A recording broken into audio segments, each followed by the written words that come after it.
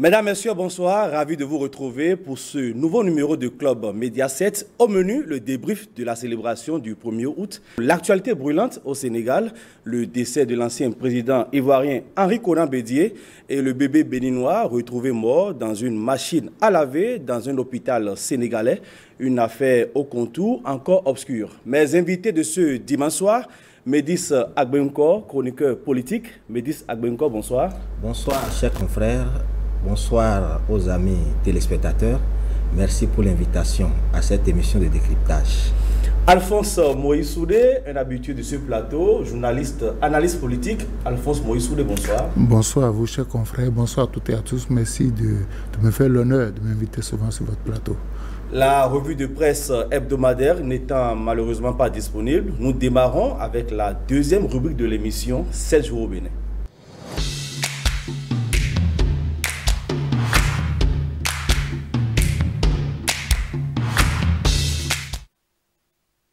Alphonse Moïse Soudé, vous avez vécu en live les festivités du 1er août. Vous étiez au défilé militaire et paramilitaire.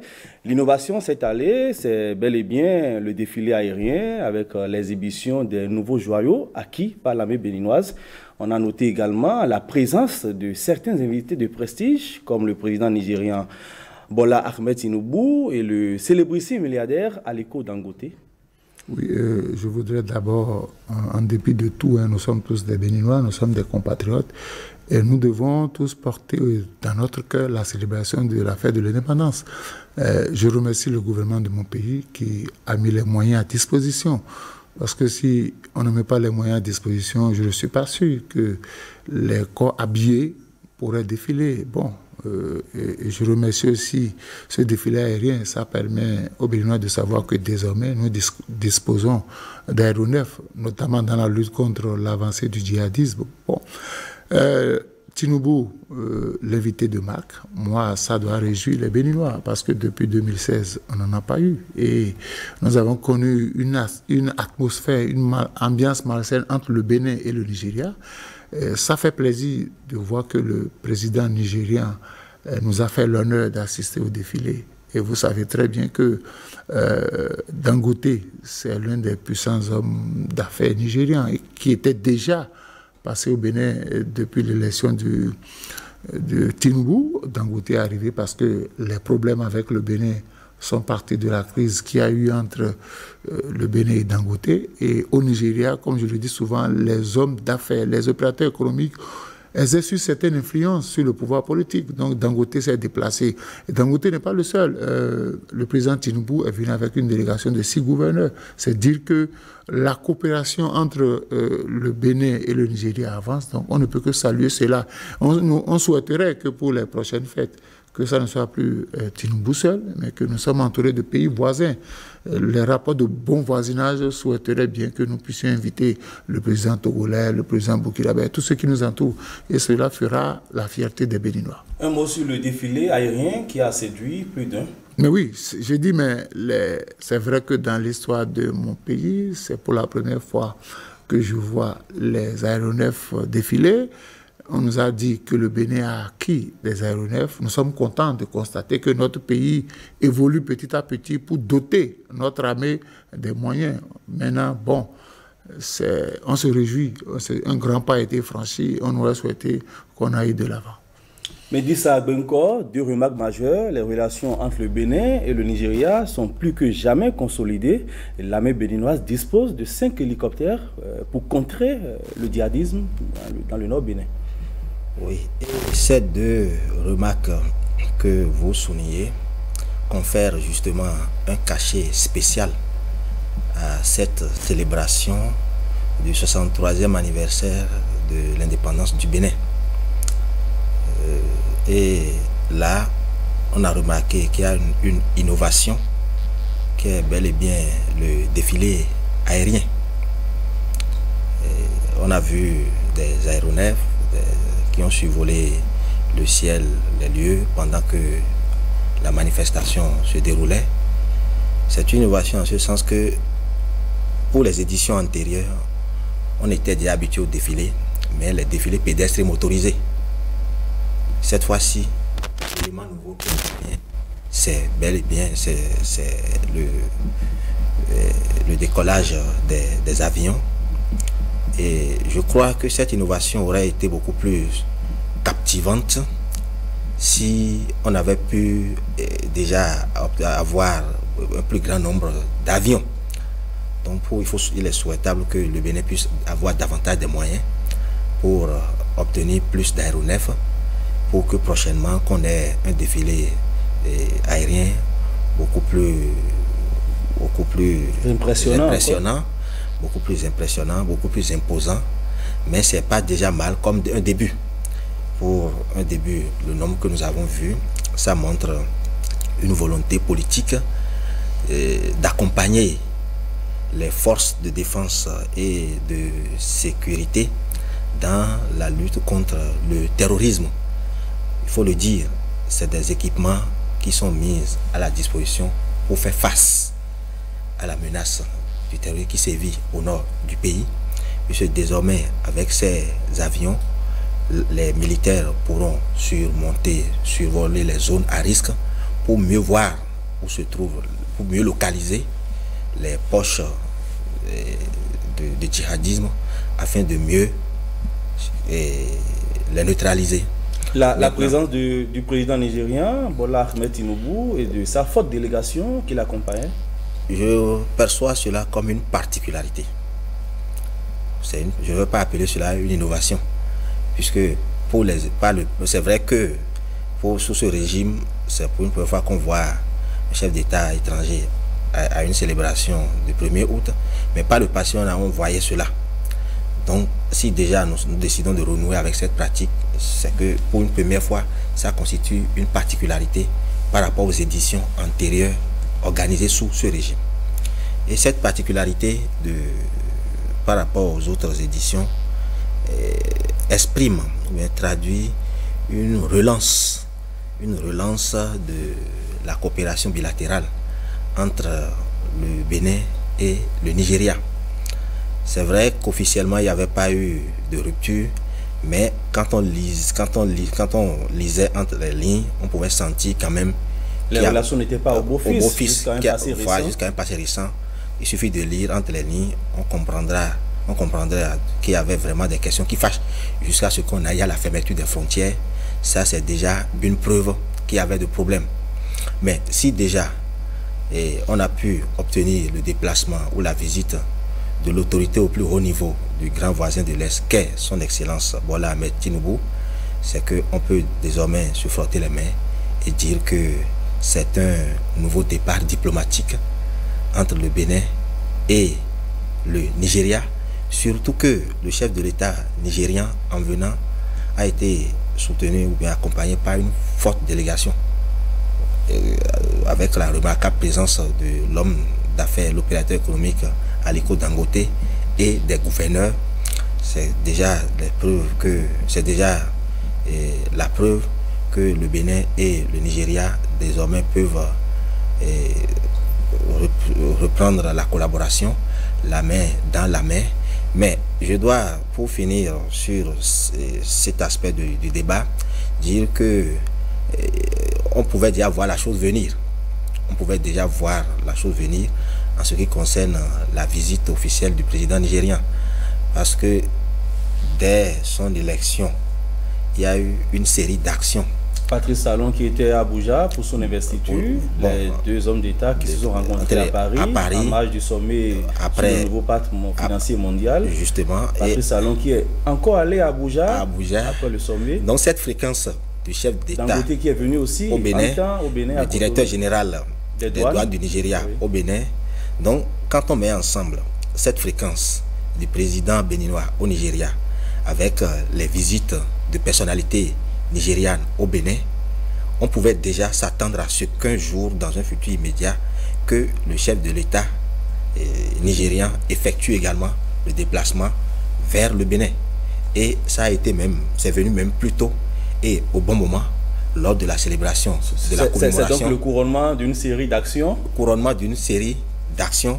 Et dans son interview, le président nigérien a pris soin de préciser que c'est sa première sortie officielle en dehors du Nigeria.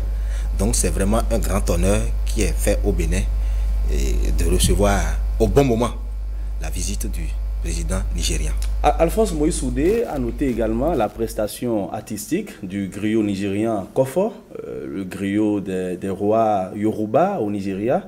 Il a eu à célébrer l'unité, la fraternité entre le Bénin et le Nigeria. Oui, bon, moi, cela montre que parfois, il faut renouer avec les pratiques traditionnelles africaines. Chez nous, quand le roi sort, le roi a son griot. Dans tous les royaumes, même à Aboumé, un peu partout, il y a que le roi sort avec son griot. Cela a apporté du piment à la fête. Je crois que c'est dans l'ordre normal des choses. Il est venu. On a dégoûté chez lui le spécialiste des panégyriques, des rois Yoruba au Nigeria. Bon, c'est déjà bon. Mais moi, je voudrais mettre un accent particulier sur le comportement des Béninois. Vous voyez, nous avons acquis 5 aéronefs. Je voudrais très bien qu'on s'en occupe. C'est-à-dire qu'il faut que l'entretien de ces appareils acquis sur le budget national soit entretenu. Il ne faudrait pas qu'au moment où l'armée aura besoin de ces aéronefs, qu'on nous dise que ces aéronefs sont en panne. Ça va me poser un problème. Parce que c'est bien d'acquérir le matériel pour sécuriser nos frontières, pour parcourir la surface aérienne, pour protéger nos compatriotes. Mais il faudrait que de temps en temps, qu'on s'occupe de l'entretien de ces aéronefs. La deuxième chose, vous avez vu la délégation qui est venue avec le président Tinubu. Vous avez une tête forte comme Dangote. Et je le dis sur tous les plateaux où je passe. Je voudrais que dans mon pays, avant la fin du second mandat du chef de l'État béninois, qu'on fabrique nos opérateurs économiques. Au Nigeria, on les fabrique. L'État les fabrique. Dangote, la plupart des présidents, il n'est pas le seul, il y a plusieurs milliardaires fabriqués par les gouvernements successifs au Nigeria, soutenus. Et vous allez voir que ceux-là, ils ont un regroupement qui exerce une certaine influence. Et je voudrais que dans mon pays, au-delà du patronat, qu'on ne voit même plus sur le terrain, que nous ayons aussi des opérateurs économiques. Si le chef de l'État en voulant aller au Nigeria la prochaine fois, que nous ayons dans sa délégation des opérateurs économiques, que nous ayons dans sa délégation les maires des grandes villes, parce que là-bas aussi on parle de négociations. Puisque vous évoquez la question, quelles sont les retombées qu'on pourrait espérer de cette présence de Tinubu et de Dangote au 1er août béninois? Non, vous savez, cela prouve que désormais Dangote a enterré la haine qu'il avait contre notre Bénin, parce que le Dangote a fait des déclarations contre notre Bénin, parce que les droits de passage sont passés de 10 000 à 40 000, il n'a pas digéré ça, il a laissé exclamer ses sentiments. Moi, j'aurais même souhaité que, bon, maintenant, il est revenu. Après la visite du chef de l'État, il est venu personnellement rencontrer le chef de l'État béninois. Ils ont discuté. Donc, certainement, un certain nombre de difficultés ont été aplanées. On va désormais peut-être voir les camions de Dangote passer par notre pays. On va peut-être voir Dangote, puisque Dangote fabrique du ciment, installer au Bénin des dépôts de vente de ciment, parce qu'on ne peut pas avoir notre voisin qui fabrique le ciment et qu'on ira chercher le ciment. Donc, au niveau des affaires économiques, ça va prospérer. Mais moi, j'aurais souhaité que les autres frontières que nous avons avec le Nigeria, qui sont restées toujours fermées, soient ouvertes, parce que tous les Béninois ne font pas leurs affaires par ses mains. Il y a des gens qui font leurs affaires par Igolo, il y a des gens qui font leurs affaires par Odé. Donc, je crois que dans la description de l'atmosphère... Cela va être fait à coup sûr. Oui, parce qu'on n'en parle pas, on a seulement parlé de CMS. Il y a plusieurs frontières, même au nord du pays, nous avons, je crois, 700 km de frontières avec le Nigeria. Il faut que tout cela... N'oubliez pas qu'il y a beaucoup de frontières clandestines aussi. Mais oui, c'est pourquoi aujourd'hui... on est en train de faire des recrutements, que ce soit au niveau de la police, de l'armée. Je crois qu'on fera aussi des recrutements au niveau de la douane, parce que les fraudes qu'on remarque au niveau de la frontière, c'est parce que les corps habillés étaient en sous-effectif. Et quand vous êtes en sous-effectif, 2 personnes ne peuvent pas faire le travail de 100 personnes, parce que quand vous poursuivez des trafiquants et que vous abandonnez le poste pour poursuivre des trafiquants, d'autres en profitent. Donc il faut que désormais, chacun puisse jouer son rôle. Mais je ne voudrais pas que nous pensions que le Nigeria est supérieur au Bénin, qu'on permette au Nigeria de nous phagocyter. Non, nous sommes des États indépendants, nous devons traiter d'égal à égal. Mais dit Benko, le Bénin qui discute désormais d'égal à égal avec le Nigeria, qu'est-ce qui va désormais changer, surtout du point de vue économique? Il faut dire que cette relance est de nature à avoir des retombées positive sur la vie économique du Bénin. Lorsqu'on commence déjà par regarder la chose sous l'angle de l'énergie, par exemple, donc on peut espérer que désormais, en cas d'éventuelles difficultés liées à l'énergie, le Bénin a un partenaire de taille. C'est un volet important de l'économie, puisqu'on a besoin de l'énergie pour faire tourner une économie. En dehors de cet aspect, il y a également la dimension de l'essence de carburant. C'est vrai que le président Tinubu a, dans ses déclarations de premières heures, annoncé que le Nigeria va supprimer les subventions, tout ça.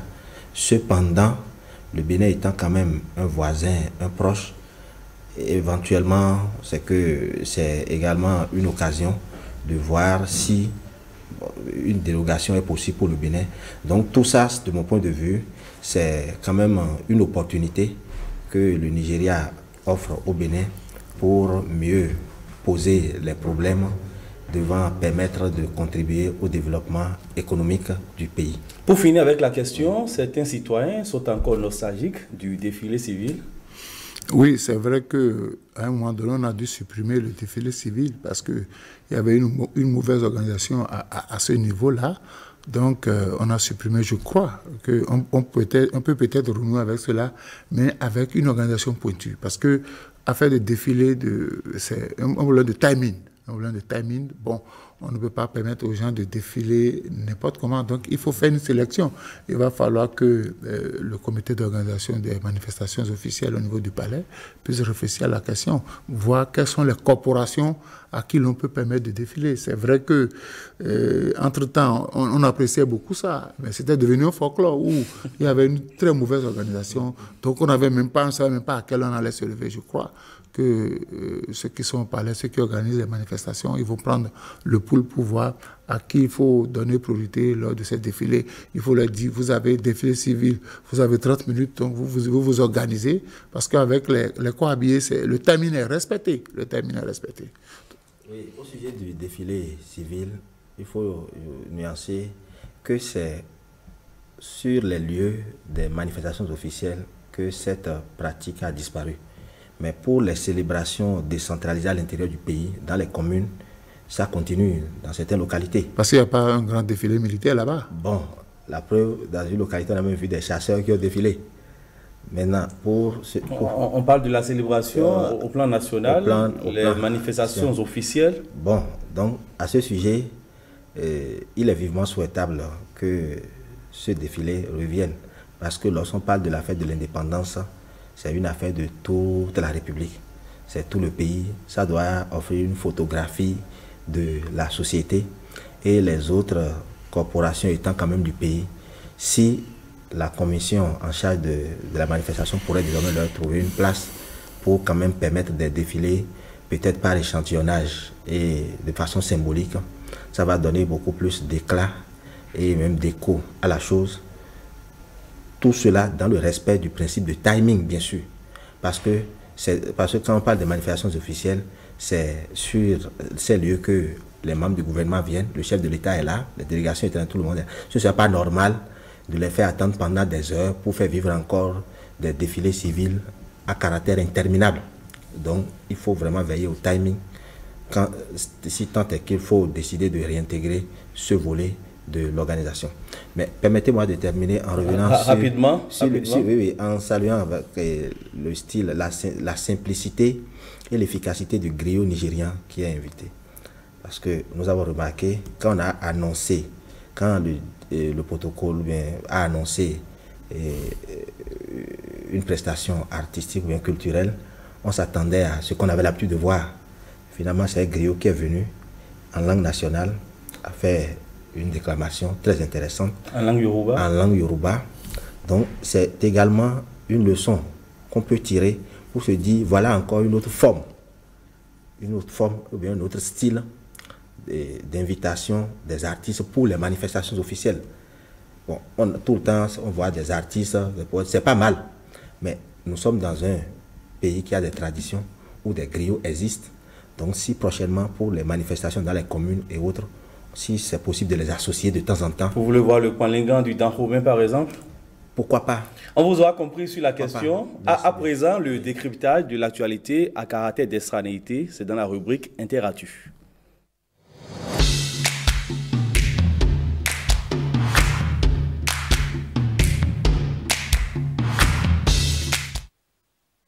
Je reste avec vous, Médis Agbenkor. L'ancien président ivoirien Henri Konan Bédié a tiré sa révérence le 1er août dernier. Il était âgé de 89 ans, directeur général de la CNPS à 24 ans, la Caisse nationale de prévoyance sociale, l'équivalent de la CNSS ici, ambassadeur à 26 ans, ministre de l'économie à 32 ans, président de l'Assemblée nationale à 45 ans, ancien député maire de Daoukro, son fief politique, président de la République de 93 à 99, visiblement, la politique lui aura tout donné. Justement, et ces renseignements que vous présentez montrent à suffisance qu'il s'agit d'une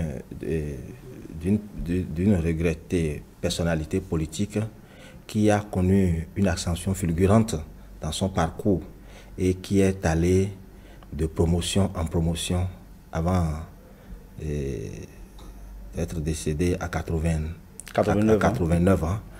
Et en Côte d'Ivoire, lorsqu'on parle d'Henri Konan Bédié, il fut une très grande figure politique du pays.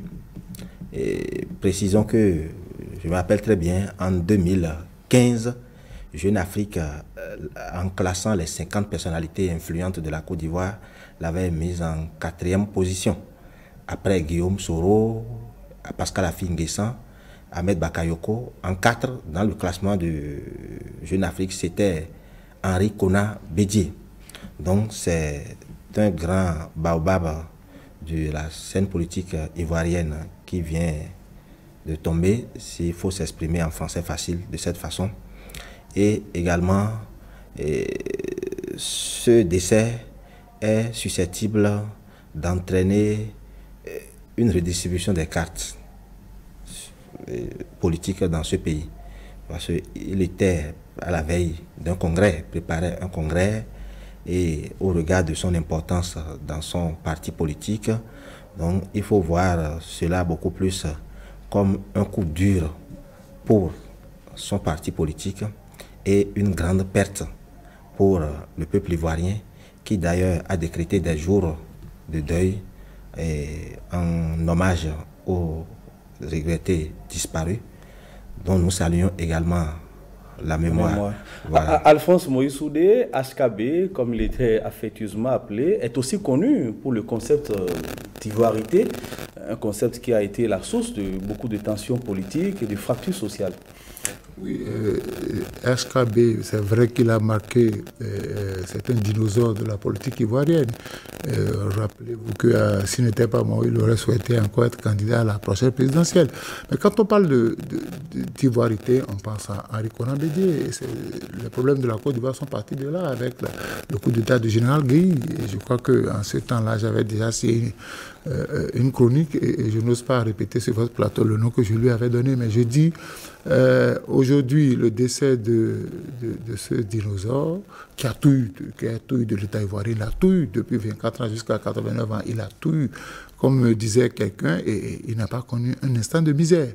Il a été promu dans tous les sens. Aujourd'hui, c'était l'une des personnalités respectées par Ouattara. On a donné son nom à un pont à Abidjan. Aujourd'hui, il est décédé. Ça va un peu peut-être donner plus de marge de manœuvre à Ouattara, parce que Ouattara composait généralement avec HKB et puis Gbagbo. Maintenant, Gbagbo a été botté à la touche. Aujourd'hui, je crois que il fait partie quand même des personnalités africaines pour qui nous avons du respect.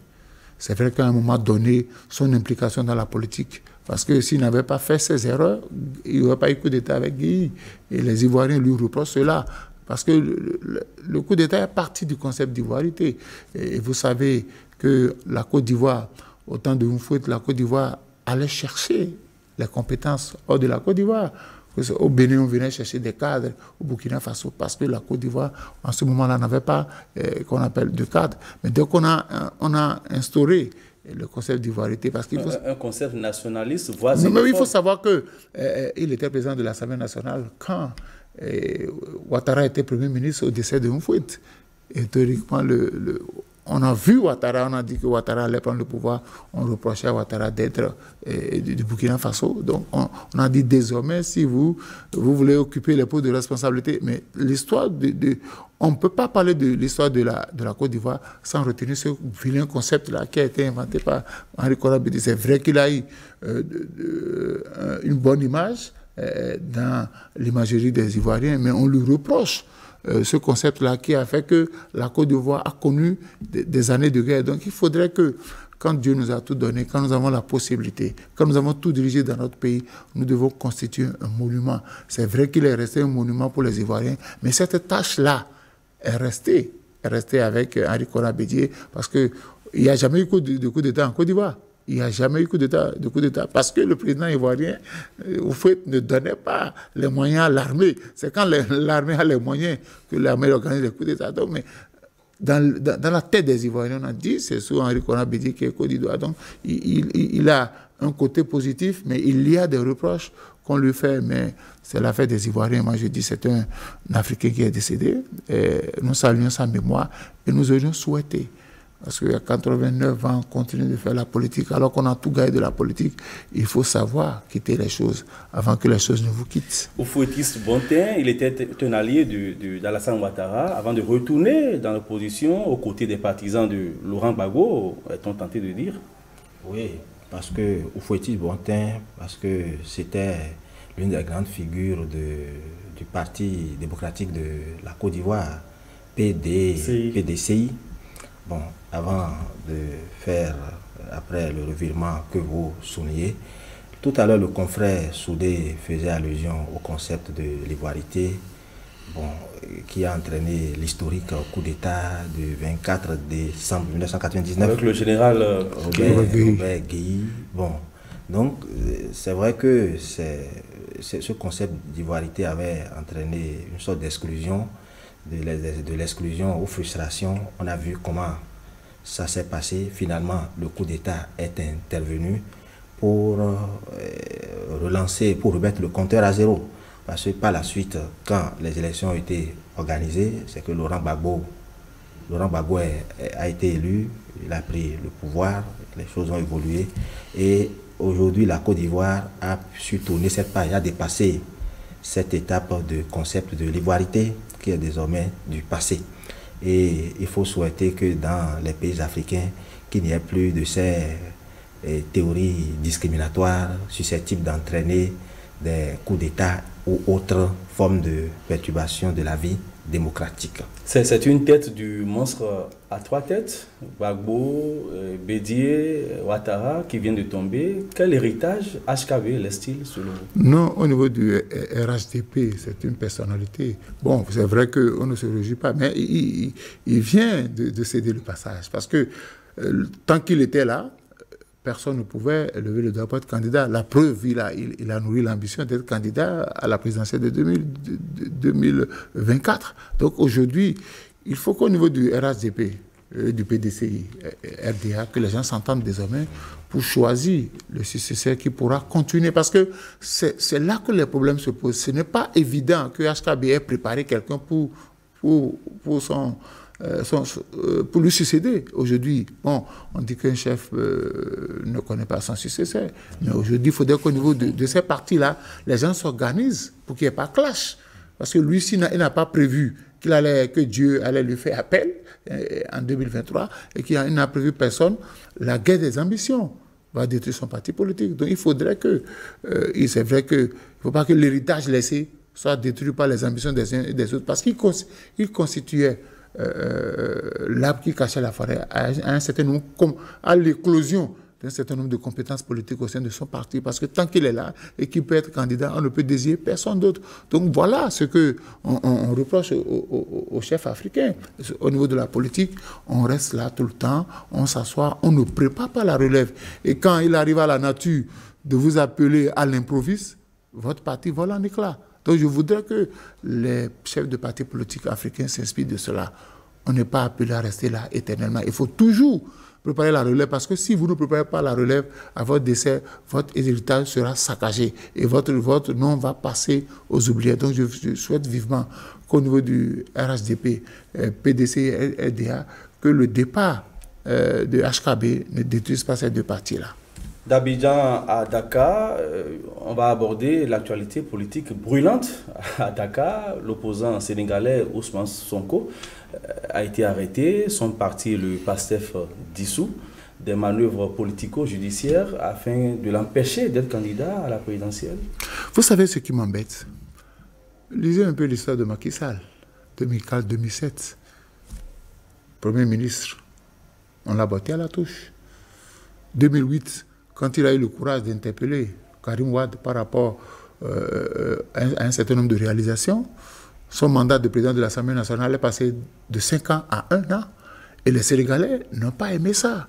Mais quand vous avez vécu ça, quand vous étiez à la touche et vous avez été élu président de la République, faites en sorte que ces choses-là ne se reproduisent plus. Et quand vous lisez l'histoire de la politique sénégalaise, la dernière fois où un parti politique a été dissous, c'est en 1960, le Parti africain de l'indépendance. Et Wade sous, qu'on appelle Senghor, sous Abdou Diouf, a fait l'opposition. Il a été virulent, il a fait la prison, mais jamais personne ne s'est levé pour dire il faut dissoudre le parti. Plus de 20 ans d'opposition. Oui, personne ne s'est jamais levé pour dire mais Wade, il nous enquiquine, il faut dissoudre son parti politique. Il y a un problème qui se pose. Il y a un problème qui se pose avec les hommes politiques africains. Parce que quand vous regardez tous ceux qui ont fait l'opposition de la génération de Wade, quand ils sont venus au pouvoir, ils ont saccagé les acquis démocratiques. On va en Guinée, Alpha Condé. Donc je voudrais que, est-ce qu'on a besoin d'aller à cette extrémité-là? Chaque fois qu'on finit avec un mobile, on trouve un autre. On veut forcément empêcher quelqu'un d'être président de la République. Et vous voyez tous les dégâts qui sont créés à Dakar. L'État a investi dans la réalisation des infrastructures avec l'argent du contribuable béninois. Sénégalais, pardon. Et quand vous avez commencé par vous attaquer à un Sénégalais, moi j'ai vécu là-bas. Les Sénégalais, quand vous vous attaquez à un de leurs frères, ils ne vous ratent pas. Ils détruisent tout sur le chemin. Je me rappelle que j'étais là-bas. On a juste augmenté le prix du riz de 100 francs. Attention. La Gambie a battu le Sénégal. Les Sénégalais sont descendus, ils ont fait des casses parce qu'ils estiment qu'on devait mieux faire. Je dis, le président Macky Sall devait comprendre qu'avec l'arrestation et la dissolution du parti de Sonko, cela n'arrange pas les choses. Moi, je m'étais dit, quand le Khalif général, le Khalif général des Mourides leur avait parlé qu'on allait arrêter. Il ne faut pas torpiller. Parce qu'aujourd'hui, Macky Sall a fait de Sonko un héros. Un héros que les Sénégalais ont l'ardent désir de porter au pouvoir. Mais dis ça, Benko, ça s'embrase dans les rues de Dakar, plusieurs manifestations enregistrées. Le pouvoir sénégalais pourra-t-il contenir cette révolte populaire? Et pour anticiper sur les éventuelles révoltes, des mesures ont été prises en ce qui concerne la communication sur les réseaux sociaux. Donc, des mesures ont été prises par rapport à ça. Mais c'est quand même dommage. TikTok qui est désormais supprimé pratiquement. C'est à ça que je fais allusion. Mais c'est quand même dommage, bien dommage que la politique africaine tourne à ses extrémités jusqu'à ce qu'on dise que le parti... Le PASTEF. Le parti, bien sûr, de Sonko est dissous. Tout ça apparaît comme quand même un abus. Parce qu'un parti politique, après tout, est une organisation. Ça ne se limite pas à un individu. Un individu. Ousmane Sonko est un individu qui est membre d'un parti. Bon, si on estime que Ousmane Sonko est en faute, est-ce qu'il faut utiliser les chefs d'accusation reprochés à l'individu pour pénaliser tout un parti politique? Ça, c'est la question que... Un parti d'envergure nationale. Un parti d'envergure nationale qui a des militants un peu partout. Bon, donc on peut estimer que c'est l'un des leaders qui a des problèmes, mais cette décision me paraît encore suffisamment très discutable. Et précisons-le, soulignons-le que c'est quand même la politique africaine qui est ainsi faite. Et c'est un autre aspect de la politique africaine que nous abordons. Le confrère Soudé a évoqué vient d'évoquer un aspect, le manque de préparation de la relève. Quand on voit, c'est pas seulement en Côte d'Ivoire, même dans d'autres pays. Il y a quand même un pays où il y a des gens qui ont été déjà chefs d'État, qui ont déjà fait le mandat, qui sont partis et qui ont encore postulé à des élections présidentielles. On en a vu. Donc ça, c'est les problèmes que nous avons en ce qui concerne la démocratie africaine et auxquels nous devons vraiment réfléchir pour faire les choses de façon beaucoup plus normale. Parce que le cas Sonko, le confrère Agbazawa dit, je ne sais pas si c'est le confrère Agbazawa ou si c'est le confrère Soudé qui a parlé de héros. Voilà, le confrère Soudé. Voilà, héros, oui, parce qu'il y a déjà trop de publicité autour quand même de la personne de Ousmane Sonko. Et cette publicité, à un certain moment, peut être perçue comme un acharnement. Un acharnement qui finalement pourrait profiter quand même à la victime qui est persécutée. Donc il faut exhorter vraiment les autorités sénégalaises à savoir raison garder et gérer ce dossier avec beaucoup plus de tempérance pour que la paix règne dans le pays. Sonko a vécu plusieurs feuilletons judiciaires avant de se retrouver finalement en prison. Quel est son avenir politique?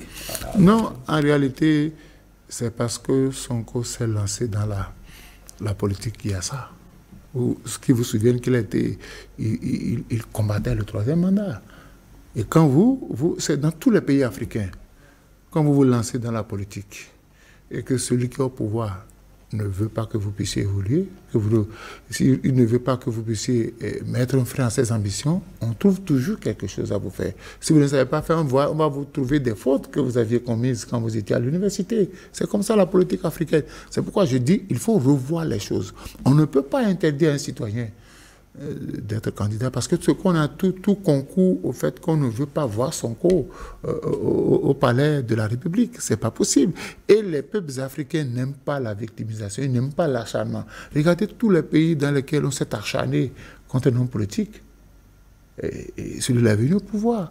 C'est comme ça que ça se passe. Donc il faudrait que nous puissions savoir. Macky Sall va descendre un jour. Il va quitter le pouvoir, il va quitter définitivement le Sénégal. Il est sénégalais. Donc il faudrait qu'on se dise, parce que nous voulons dire, nous disons que nos États sont des États démocratiques. On veut chaque fois se comparer à l'Occident, mais faisons les choses démocratiquement. Quand vous avez cherché tous les mobiles, et chaque fois, les mobiles que vous trouvez, ça ne passe pas, mais vous essayez de créer d'autres. Pourquoi on ne s'acharne pas? Moi, j'aurais souhaité même qu'on demande, j'ai vu ça dans des pays où on a demandé que celui-là, à qui on reporte des choses, ne soit pas à la tête du parti. Son avenir politique? C'est compliqué. Compliqué. Médis Agbenko, comment entrevoyez-vous le scrutin présidentiel qui pointe à l'horizon à Dakar? Bon, c'est regrettable d'envisager un cas de figure d'un scrutin sans Ousmane Sonko si les choses n'évoluent pas et restent en l'état et que s'il est gardé, surtout qu'il avait déjà écopé de condamnation. Donc, malheureusement, ça va fragiliser ses chances. C'est vrai, c'est un personnage très gênant. Ousmane Sonko est très gênant pour l'actuel gouvernement sénégalais. Et il faut se demander, est-ce que c'est parce qu'il a très tôt révélé ses intentions que les choses lui arrivent de cette façon? Parce que finalement, il passe de poursuite en poursuite et c'est comme dans un landerneau de feuilleton politico-judiciaire, un piège sans fin finalement. Donc, est-ce que c'est parce que... Rappelons qu'au début, il a d'abord été radié de la fonction publique. Bien sûr, ça c'est bien sûr son parcours. Ça c'est une façon de lui couper les vivres. Voilà. S'il n'a plus de salaire, il ne peut plus le valider. Bien sûr, ça c'était par rapport à son passé professionnel en tant qu'agent de la fonction publique ou suite à des dénonciations, des révélations. Il a été radié. Maintenant, devenu plus fort en politique, il est devenu tellement gênant qu'il se retrouve dans des engrenages du genre. Bon, donc, comme ça, si sa liberté est toujours hypothéquée telle que nous le constatons, qu'on tend vers un scrutin sans sa candidature. Or, l'intention de départ, c'était pas ça. C'est qu'il voulait être candidat. Il voulait être candidat. Donc voilà comment... Un scrutin sans Macky Sall, sans Sonko, des chances pour Karim Wade en filigrane? Ben, écoutez, on ne peut pas dire ici maintenant que Sonko ne sera pas candidat. C'est une hypothèse. Oui, c'est une hypothèse, mais ça sera difficile. Est-ce que les Sénégalais sont encore prêts à remettre le pouvoir à Karim Wade? Non. Est-ce qu'ils sont encore prêts? Parce qu'il n'y a que le dossier de l'ANOCI. On a éjecté des milliards. Il était le ministre du ciel et de la terre, sans jamais justifier. C'est ce qui se passe. Je dis, vous savez, je voudrais dire, dans tout ce qui se passe là, les organisations régionales, sous-régionales, observent, ne disent rien. Et c'est là que je suis, moi, en tant que Béninois africain, je suis dérangé. Je suis dérangé quand un président de la République fait ce qui se fait au Sénégal là. Quand on utilise la justice à des fins inavouées, inavouables, les organisations de la sous-région ne disent rien. Mais vous voyez comment ça se passe. Il suffit que les militaires sénégalais se fâchent. Et puis bon, on va faire ce qu'il faut. Il faut qu'on tape du poing sur la table pour dire au président, coller la paix aux petits. Laissez-le compétir. S'il gagne, basta. S'il ne gagne pas, il comprendra qu'il n'a pas gagné. Mais ce que vous faites là, on ne peut, les Sénégalais n'accepteront pas une présidentielle sans Sonko. Ça, c'est vrai. C'est vrai qu'on a coupé TikTok, mais beaucoup de choses se passent au Sénégal. Si vous avez des amis, appelez-les. Les Sénégalais n'accepteront pas qu'en 2024, qu'on puisse leur dire qu'Ousmane Sonko, le héros fabriqué par Macky Sall, ne sera pas candidat. Ça sera difficile. Donc je voudrais que les présidents parlent à leur homologue Macky Sall. Ça ne se fait pas comme ça. Quand on connaît comment Macky Sall a été traité par Gorgui Wade avant qu'il ne devienne président, on ne devait plus accepter que lui-même fasse les mêmes choses. Malheureusement, en Afrique, c'est comme ça que ça se passe. Dernière ligne droite de cette émission, les potins de la toile.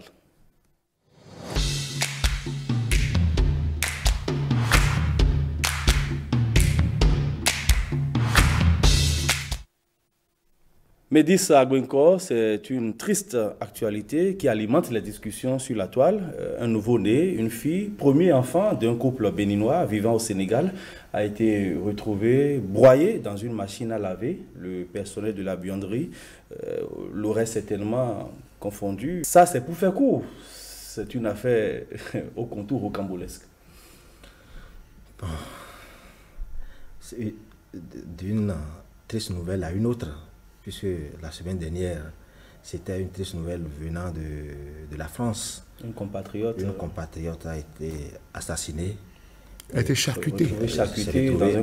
Assassinée, charcutée, et finalement retrouvée. Assassinée, charcutée et finalement retrouvée dans un congélateur.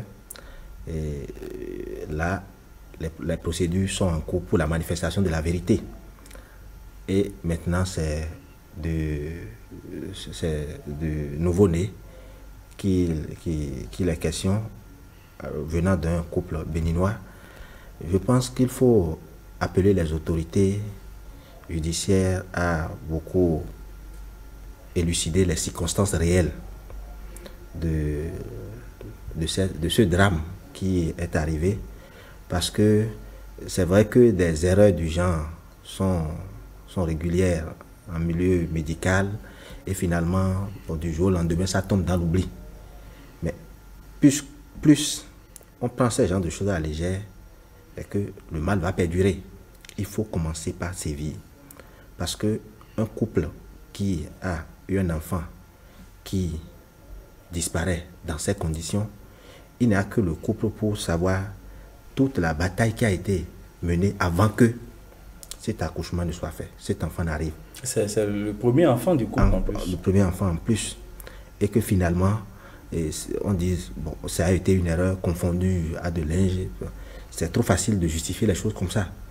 Autrement dit, il s'agit d'un dossier qui doit vraiment être pris au sérieux, faire l'objet d'une enquête, que toutes les parties concernées soient véritablement écoutées et que la vérité soit bien établie, afin que les responsabilités soient convenablement situées pour décourager ces genres de pratiques qui arrivent dans beaucoup de pays, mais ce n'est pas à encourager. N'est-ce pas une possible expression des forces obscures quand on sait que le couple est d'origine béninoise? Vous savez, moi, l'hôpital dont on parle est un hôpital de référence. Et ça fait vraiment, il y a des négligences qu'on ne tolère pas. J'ai lu que le couple a porté plainte. Mais il faut que le couple soit soutenu, d'abord par le consul le consul béninois à Dakar. Il faut parce que il est niaque. Il est niaque qu'on appelle. Les étrangers les appellent niaque là-bas. Il est niaque. Et le niaque, il n'a pas droit à tout, hein.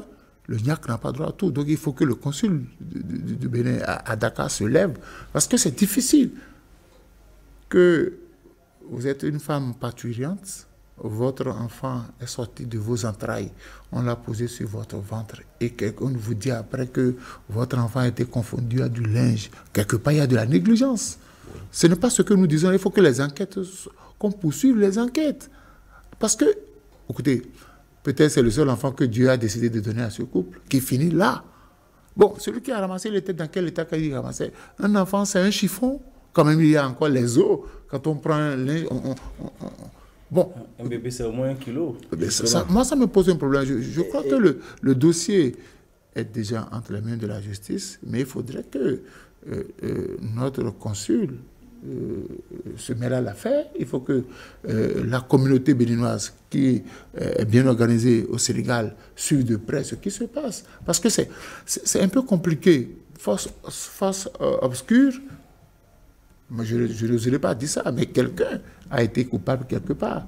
Oui. Quelqu'un a été coupable. Même quand on arrive à la buanderie, ce n'est pas tout ce qu'on a ramassé qu'on se met dans la machine, mais on trie, on secoue pour voir si entre-temps, il n'y a pas des objets dans les draps qu'on aurait ramassés. Donc j'ai dit, on a fait peut-être preuve de négligence quelque part et il faut sévir.